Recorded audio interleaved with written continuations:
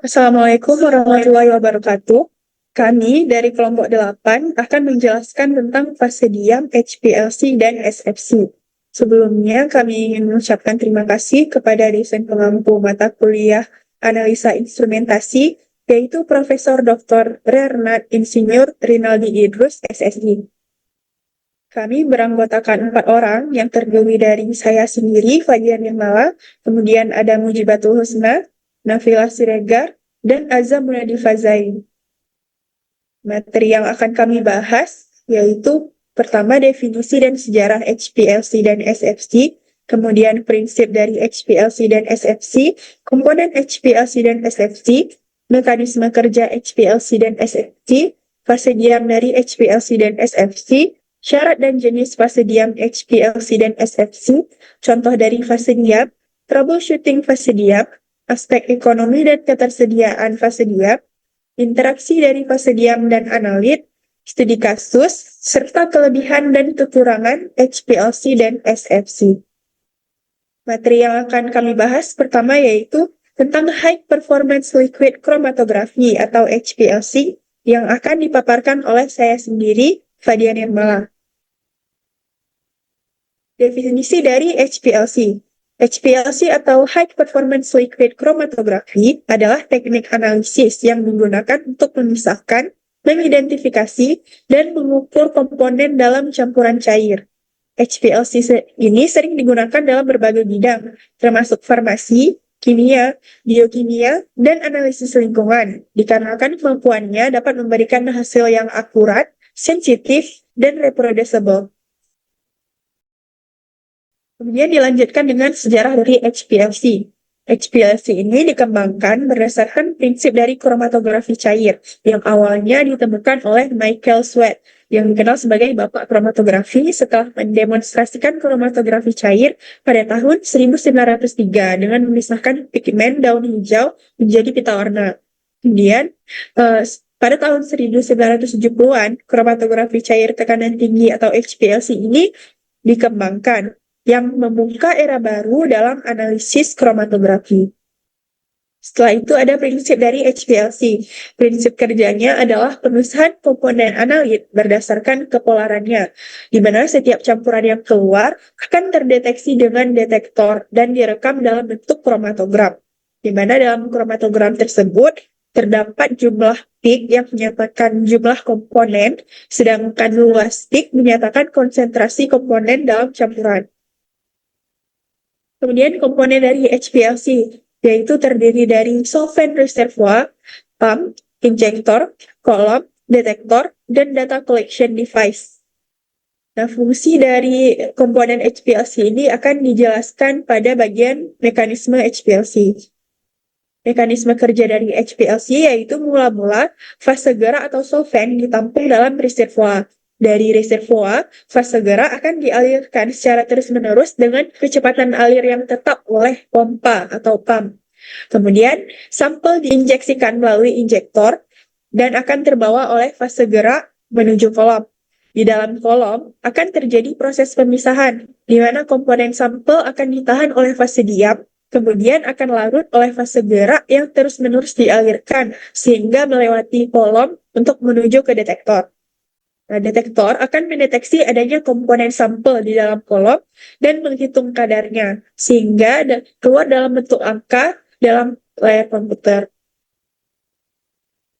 Kemudian ada fase diam dari HPLC.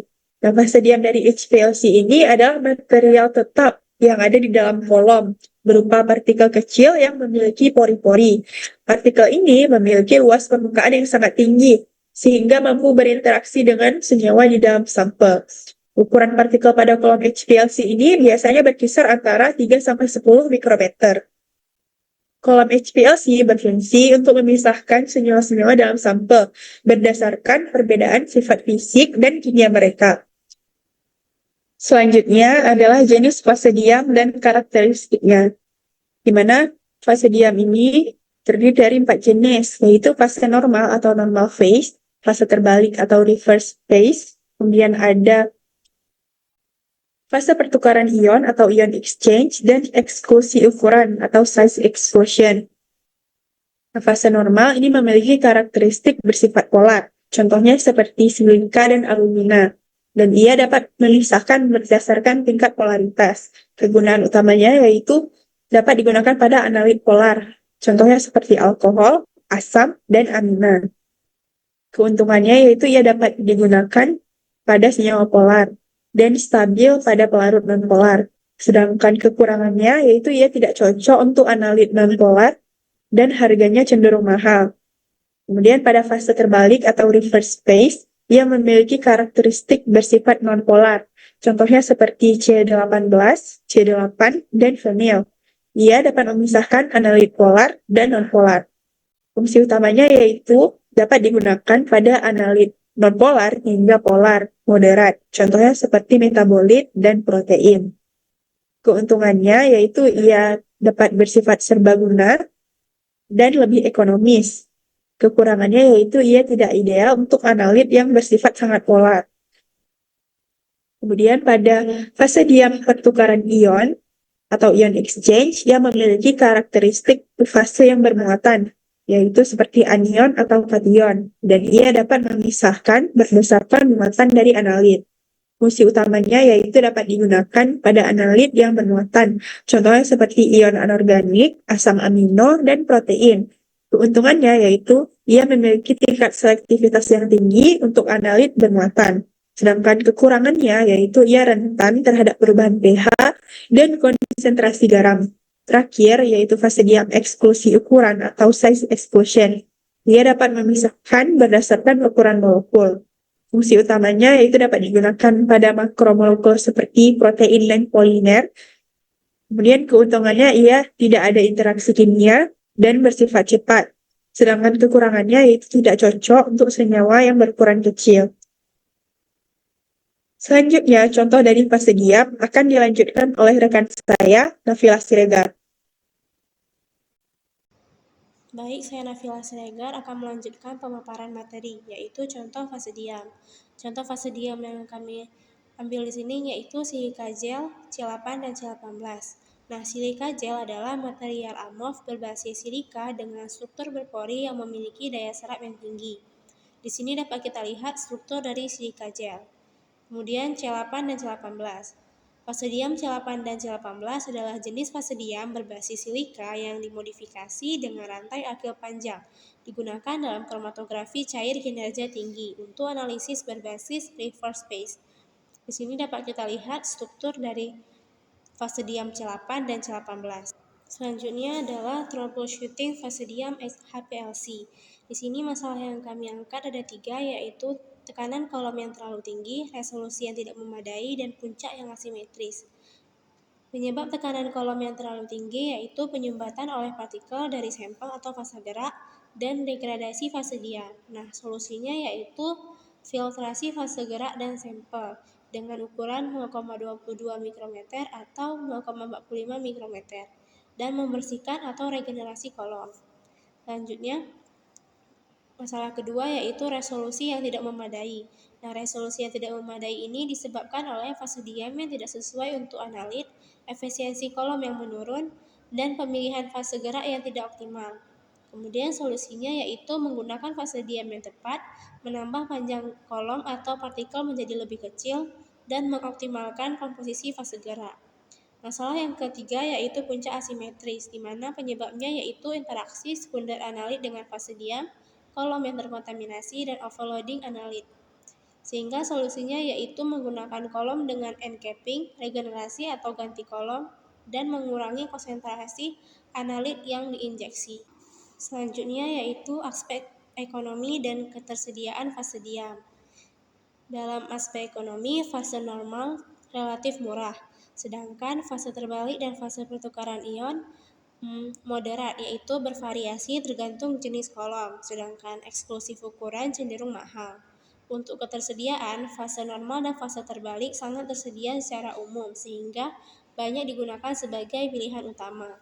Sedangkan fase pertukaran ion tersedia cukup luas, tetapi lebih khusus dibandingkan fase normal dan fase terbalik. Untuk eksklusi ukuran, ketersediaannya terbatas pada analisis khusus seperti protein atau polimer.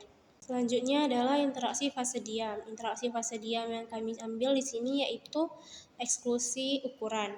Dengan fase diam eksklusi ukuran, di mana interaksi itu terjadi dengan cara pertama, campuran molekul yang akan dipisahkan dimasukkan ke dalam kolom kromatografi yang diisi dengan material fase diam berpori dan fase gerak berupa cairan seperti buffer yang digunakan untuk membawa molekul melalui kolom. Interaksi antar analit dan fase diam yang terjadi yaitu dibagi menjadi ukuran molekulnya. Pertama, ukuran molekul yang besar, kemudian ukuran molekul yang sedang, dan ukuran molekul yang kecil. Pada ukuran molekul yang besar, molekul tersebut tidak masuk ke dalam pori-pori fase diam sehingga dapat melewati kolom lebih cepat. Pada molekul sedang, sebagian molekul memasuki pori-pori fase diam sehingga tertahan lebih lama. Untuk molekul kecil, molekul tersebut akan masuk sepenuhnya ke dalam fase diam, ke dalam pori-pori fase diam sehingga tertahan paling lama. Hasil pemisahan didasarkan pada perbedaan volume elusi di mana molekul keluar sesuai dengan ukurannya. Kemudian studi kasus yang kami ambil yaitu dari jurnal Comparative Evaluation of Reverse Stationary Phase Geometry and Granular System of HPLC and UHPLC using 5 recent hepatitis C antiviral. Fase diam dalam jurnal ini berfungsi sebagai media utama untuk memisahkan analit berdasarkan interaksi kimiawi dan fisik antara permukaan fase diam dan analit yang melewati kolom kromatografi. Nah, penelitian ini menguji 3 jenis fase diam, yaitu partikel core shell, partikel berpori sepenuhnya, dan kolom monolitik dengan mekanisme pemisahan berbasis reverse phase. Untuk partikel core shell, ia memiliki inti yang padat dengan lapisan pori tipis sehingga memberikan difusi yang cepat dan efisiensi yang tinggi. Sedangkan untuk partikel berpori sepenuhnya, ia memiliki luas permukaan yang besar namun menghasilkan tekanan balik yang tinggi. Kemudian pada kolom monolitik, ia memiliki struktur makro atau mesopori sehingga mendukung aliran yang cepat tetapi resolusi lebih rendah. Hasil menunjukkan partikel core shell unggul dengan resolusi yang tinggi, waktu elusi yang cepat, dan konsumsi pelarut yang rendah, cocok untuk pemisahan campuran obat antivirus hepatitis C. Selanjutnya adalah kelebihan dan kekurangan dari HPLC. Kelebihan dari HPLC adalah waktu analisis yang relatif singkat, volume sampel yang minim, kemampuan untuk menganalisis senyawa organik dan anorganik, serta kemungkinan penggunaan kolom kembali. Namun, kekurangan dari HPLC adalah masa kerjanya yang pendek, itu berkaitan dengan umur dari kolom. Pada laju alir yang tinggi dibutuhkan biaya yang besar untuk pembelian dan pembuangan pelarut yang berkemurnian tinggi. Materi selanjutnya akan dijelaskan oleh teman saya yaitu Mujibatul Husna. Baik, saya Mujibatul Husna akan menjelaskan pada bagian kedua, yaitu Supercritical Fluid Chromatography atau kita sebut dengan SFC. Nah, yang pertama di sini yaitu definisi dari SFC. SFC atau Supercritical Fluid Chromatography adalah teknik analisis yang digunakan untuk memisahkan, mengidentifikasi, dan mengatur komponen dalam campuran menggunakan fluida superkritis sebagai fase gerak. SFC sering digunakan dalam berbagai bidang, termasuk farmasi, kimia, dan analisis lingkungan, terutama untuk senyawa yang bersifat nonpolar hingga moderat polar. Nah, hal ini dikarenakan SFC menawarkan keuntungan seperti penggunaan pelarut organik yang lebih sedikit, analisis yang lebih ramah lingkungan, serta kemampuan untuk memisahkan senyawa yang sulit dianalisis dengan teknik lain. Nah, selanjutnya di sini ada sejarah dari SFC. SFC pertama kali dikenalkan pada tahun 1960-an oleh J. Lovelock sebagai metode pemisahan berbasis fluida superkritis. Contohnya itu seperti karbon dioksida untuk memisahkan senyawa yang nonpolar. Nah, kemudian hal ini berkembang pada 1980-an, kemunculan kolom kapiler terbuka dalam gizi membuat penggunaan dari SFC ini dia menurun sehingga perkembangan detektor pun menjadi lebih canggih lagi seperti spektrometer massa serta penggunaan modifikasi organik sehingga Erickson dan Khalid memperluas aplikasi SFC untuk senyawa polar dan yang kompleks. Kemudian, pada tahun 1990-an, dengan meningkatnya kesadaran akan metode ramah lingkungan, SFC semakin diminati karena menggunakan lebih sedikit pelarut organik dibandingkan dengan HPLC. Nah, selanjutnya prinsip SFC. Prinsip kerja dari SFC ini adalah pemisahan komponen analit menggunakan fluida superkritis, biasanya CO2 sebagai fase gerak. Pemisahan terjadi berdasarkan interaksi antara fase gerak dan fase diam, serta sifat kepolaran komponen. Setiap komponen yang terpisah akan terdeteksi dan direkam dalam kromatogram. Di dalam jumlah puncak menunjukkan jumlah komponen, dan luas puncak akan menunjukkan konsentrasi komponen dalam sampel. Nah, selanjutnya ini merupakan komponen dari SFC. Dapat kita lihat di gambar, ini merupakan diagram alit dari SFC, yaitu yang nomor 1 itu merupakan silinder, nomor 2 yaitu pompa, nomor 3 yaitu pressure control unit, nomor 4 yaitu filter, kemudian yang kelima itu manometer, nomor 6 itu adalah tombol untuk on dan off, kemudian nomor 7 itu adalah injektornya, nomor 8 kolom, nomor 9 restriktor, nomor 10 detektor, nomor 11 PC atau komputer yang kita digunakan, kemudian nomor 12 itu adalah plotter atau kromatogramnya. Nah, selanjutnya itu ada mekanisme SFC. Nah, mekanisme dari SFC ini dimulai dari tabung penyimpanan fase gerak, biasanya karbon dioksida superkritis yang dikontrol dengan tekanan dan alirannya melalui regulator. Fase gerak ini kemudian dipompa dengan tekanan tinggi oleh pompa untuk menjaga kestabilan aliran. Jika diperlukan, modifikator cair dapat ditambahkan untuk meningkatkan polaritas fase gerak sebelum campuran dialirkan lebih lanjut. Sampel dimasukkan ke dalam sistem melalui injektor dan akan bercampur dengan fase gerak sebelum memasuki kolom kromatografi. Di dalam kolom ini, komponen sampel akan terpisah berdasarkan sifat fisika dan kimianya, seperti polaritas dan massa molekulnya. Komponen yang terpisah kemudian akan dideteksi oleh detektor yang mengukur sinyal seperti konduktivitas dan absorpsi UV. Nah, sinyal ini dia akan diolah oleh komputer untuk menghasilkan kromatogram yang menunjukkan waktu retensi dan konsentrasi masing-masing dari komponen ini. Nah, selanjutnya di sini ada fase diam SFC. Fase diam dalam supercritical fluid chromatography adalah material tetap dalam kolom yang biasanya terdiri dari partikel kecil dengan pori-pori. Nah, partikel ini dia memiliki luas permukaan yang tinggi sehingga memungkinkan interaksi yang efektif dengan senyawa yang di dalam sampel.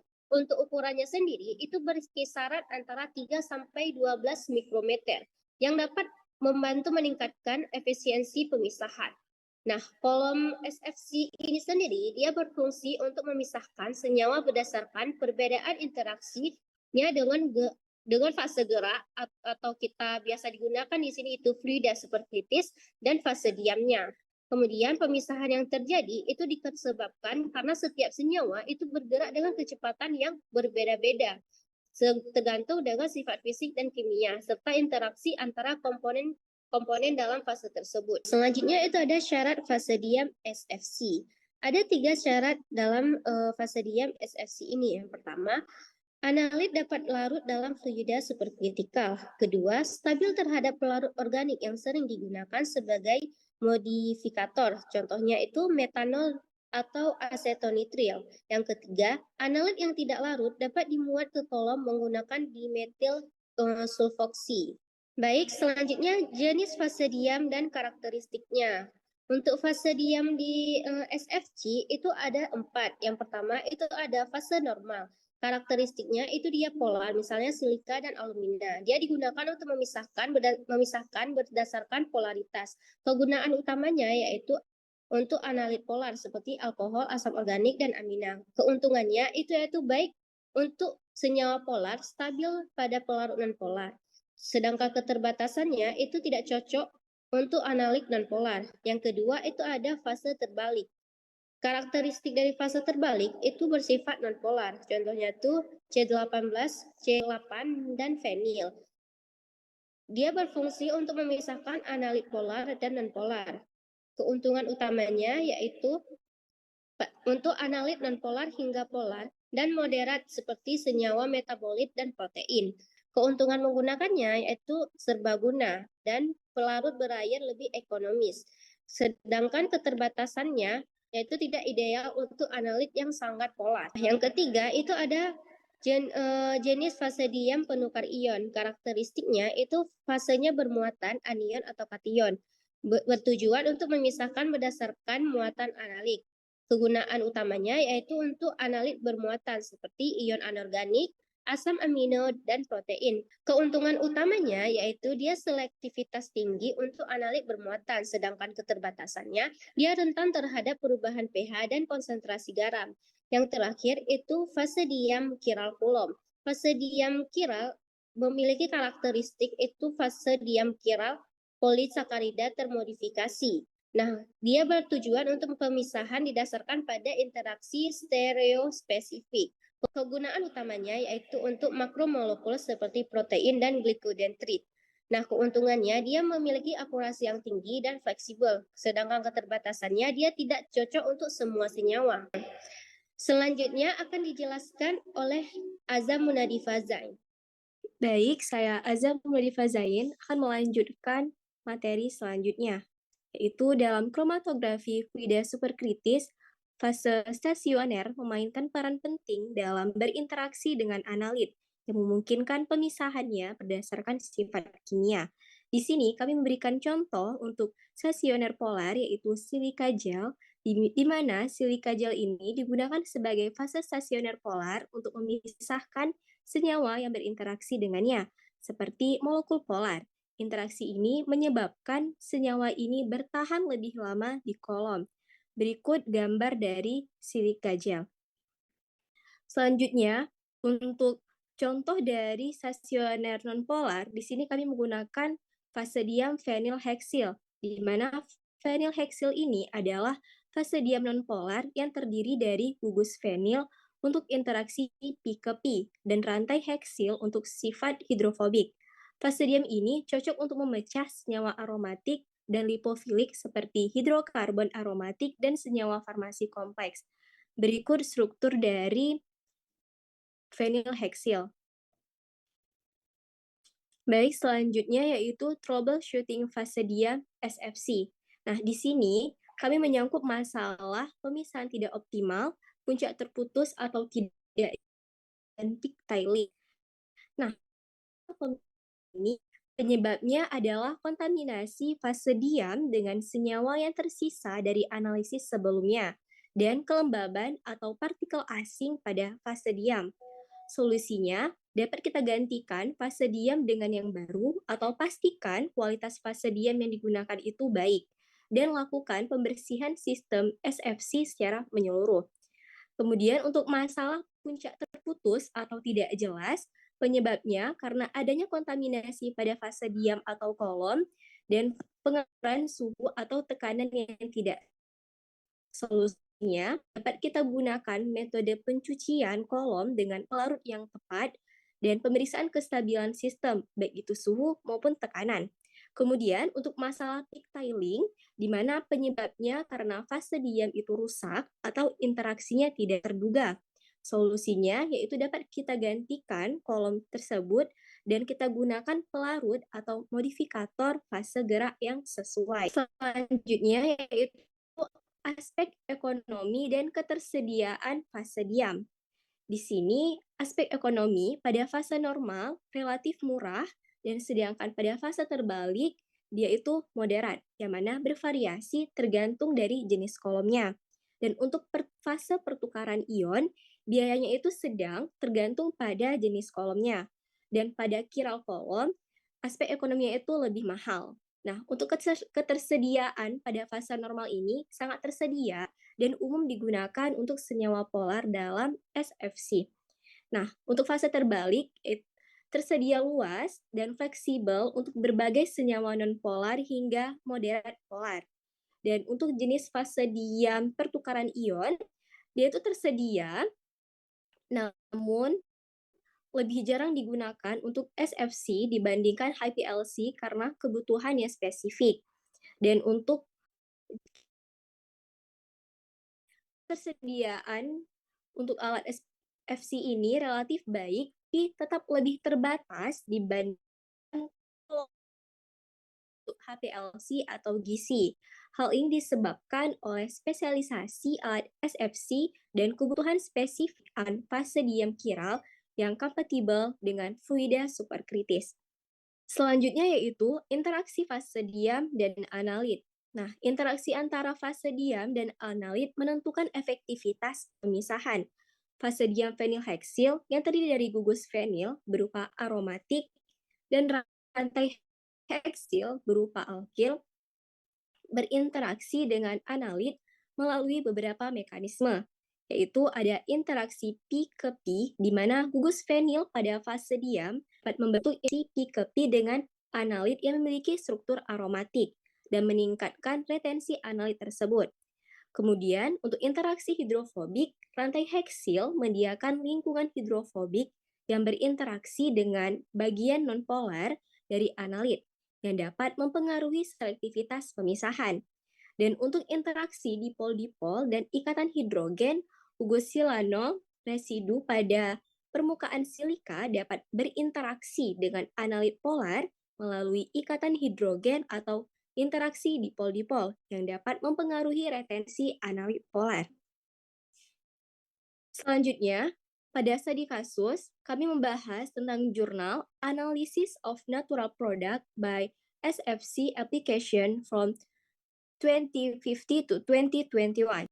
Penelitian ini mengevaluasi penggunaan berbagai fase diam dalam supercritical fluid chromatography atau disebut dengan SFC untuk analisis produk alami.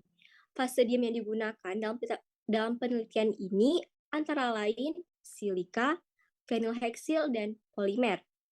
Fase diam silika adalah yang paling umum digunakan namun cenderung memberikan retensi yang lebih tinggi pada senyawa polar, meskipun kurang efisien dalam pemisah senyawa non-polar. Kemudian untuk fase diam fenilheksil lebih selektif terhadap senyawa polar berkat interaksi P ke P yang lebih kuat dan memberikan pemisahan yang lebih baik untuk senyawa non-polar dibandingkan dengan silika. Kemudian untuk fase diam polimer menunjukkan kestabilan yang lebih baik pada berbagai kondisi operasional dan memberikan pemisahan yang efisien untuk senyawa non-polar, serta lebih tahan terhadap perubahan kondisi operasional yang ekstrim. Hasil akhir pemilihan fase diam dalam SFC sangat bergantung pada sifat kimia analit yang dianalisis. Untuk senyawa polar, fase diam berbasis silika atau fenilheksil dapat memberikan pemisahan yang efisien, sementara fase diam berbasis polimer lebih cocok untuk pemisahan senyawa non-polar yang lebih besar dan untuk kondisi yang memerlukan kestabilan lebih tinggi. Selanjutnya yaitu kelebihan dan kekurangan dari instrumen SFC. Nah, kelebihan dari SFC ini adalah karbon dioksida dalam kondisi superkritis sebagai fase gerak, sehingga lebih ramah lingkungan karena mengurangi kebutuhan pelarut organik yang berbahaya. Metode ini juga memungkinkan pemisahan lebih cepat dan memberikan resolusi tinggi karena sifat difusi gas dan densitas cairan yang dimiliki oleh CO2 superkritis. Selain itu, SFC dapat dikombinasikan dengan berbagai detektor seperti UV vis, spektrofotometri massa, dan detektor ionisasi nyalat, dan meningkatkan fleksibilitas analisis. Selanjutnya, yaitu kekurangan dari instrumen SFC ini, yaitu memerlukan pengaturan tekanan dan suhu yang sangat ketat, sehingga peralatannya menjadi mahal dan kompleks. Fluktuasi tekanan bisa mempengaruhi hasil pemisahan, dan metode ini kurang efektif untuk menganalisis senyawa yang sangat polar atau larut dalam air. Penggunaan CO2 superkritis juga menuntut sistem dengan pompa dan mengatur tekanan yang kuat agar kondisi superkritis tetap stabil selama proses berlangsung. Baik, sekian presentasi dari kami. Lebih dan kurang kami mohon maaf. Dan terima kasih. Assalamualaikum warahmatullahi wabarakatuh.